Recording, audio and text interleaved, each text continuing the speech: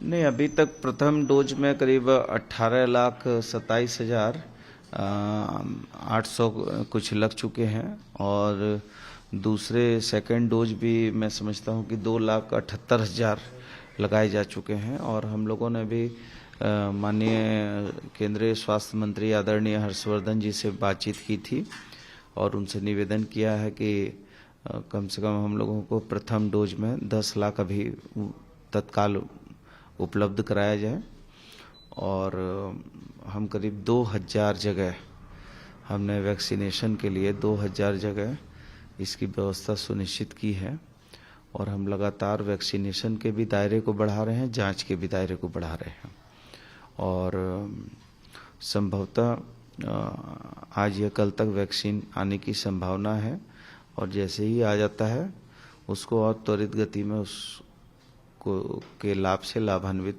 आमजनों को किया जाएगा, जो ICMR के गाइडलाइन है।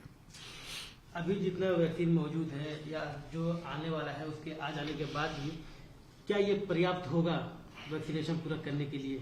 नहीं, वैक्सीनेशन के लिए पर्याप्त कैसे होगा? वैक्सीनेशन के लिए तो कम से कम 83 लाख लोगों को प्रथम और द्वितीय डोज चाहिए। तो 83 लाख लोग का मतलब हो गया कि 83 × 2, इसका मतलब हो गया 1,60,00,000 डोज के करीब लगेगा। तो ये तो पार्ट बाई पार्ट आ रहा है और पार्ट बाई पार्ट जो है मतलब क्रमबद्ध तरीके से आ रहा है और क्रमबद्ध तरीके से दिया जा रहा है। अभी कुछ रिपोर्ट्स मिल रही थी कि झारखंड में शॉर्टेज है, क्राइसिस चल रही है, कुछ जिलों से रिपोर्ट आ रही है कि वहाँ बंद हो गई है वैक्सीन देना। नहीं, कुछ अभी तक हमारे पास जो है कुछ उपलब्ध है, लेकिन कहीं कहीं पर शॉर्टेज हुई है, जिसको लेके मैंने बीते हुए एक दिन पहले ही आदरणीय केंद्रीय स्वास्थ्य मंत्री जी से बातचीत भी की है और संभवतः आज मिलने की संभावना है।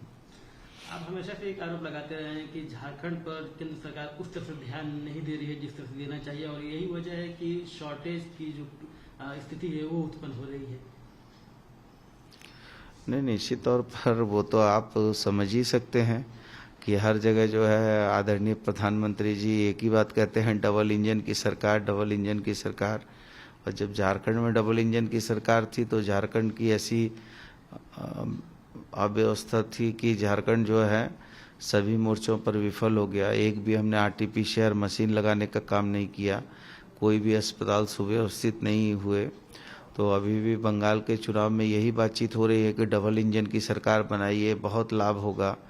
डबल इंजन की सरकार बिहार में है तो क्या हो रहा है आप बताइए। तो ये तो देखिए, अब उसके बाद भी अब हम तो सौतेले बेटे हैं, तो स्वाभाविक है कि अपना बेटा को और सौतेला बेटा को जो है किस तरीके से प्यार किया जाता है परिवार में, तो सब जानते हैं। तो हम कहने को तो फेडरल गवर्नमेंट के पार्ट हैं, लेकिन हम लोगों को जिस तरीके से कोविड के कार्यकाल में जिस तरीके से हमारे राज्य की उपेक्षा की गई है, तो वो तो निश्चित तौर पर यही हम कह पाएंगे कि भाई हमारा जो है ये ट्राइबल और बैकवर्ड कमज़ोर वर्ग का राज है, लेकिन हमारे साथ सौतेला व्यवहार किया गया है और ऊँट के मुंह में जीरा वाली कहावत को चरितार्थ किया गया है। आज भी प्रधानमंत्री जी के साथ वीडियो कॉन्फ्रेंसिंग है। अब देखना है कि प्रधानमंत्री जी आगे क्या दिशा निर्देश देते हैं, इसको हम लोग देखेंगे। आपने कहा कि ऊँट के मुंह में जीरा जैसे जो कहावत है उसको चरितार्थ किया गया है, तो क्या वैक्सीन कम मात्रा में मिली थी? और इसके अलावा अगर आप पर्टिकुलरली बता सके किन किन जिलों में थोड़ी कमी आ रही है? नहीं, हम I am not talking only the part of vaccine, I am talking entire, पूरे सबके लिए मैं बोल रहा हूँ कि जैसे पहले मास्क की बात थी, वेंटिलेटर की बात थी, सैनिटाइजर की बात थी, और भी जो कोविड के लिए जो संसाधन देने की बात थी, या जो लॉकडाउन में प्रवासी भाइयों के लिए सुख साधन देने की बात थी, सभी चीज़ों का मैंने आफ्टर ऑल आपसे कहा कि सभी बिंदुओं पर कहीं ना कहीं हम लोगों की उपेक्षा की गई है और हम लोग जो है निश्चित तौर पर उस उपेक्षा के शिकार हुए हैं। इसीलिए मैंने कहा कि ऊँट के मुंह में जीरा। अभी मौजूदा है या अगर पर्याप्त नहीं है तो अगले कितने दिनों तक का स्टॉक है हमारे पास? अगले एक से 2 दिन तक का स्टॉक है, वो बहुत ही मिनिमम है।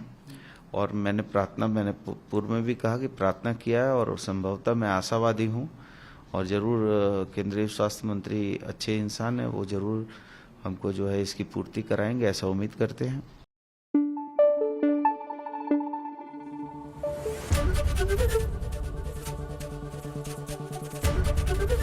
एबीपी न्यूज आपको रखे आगे।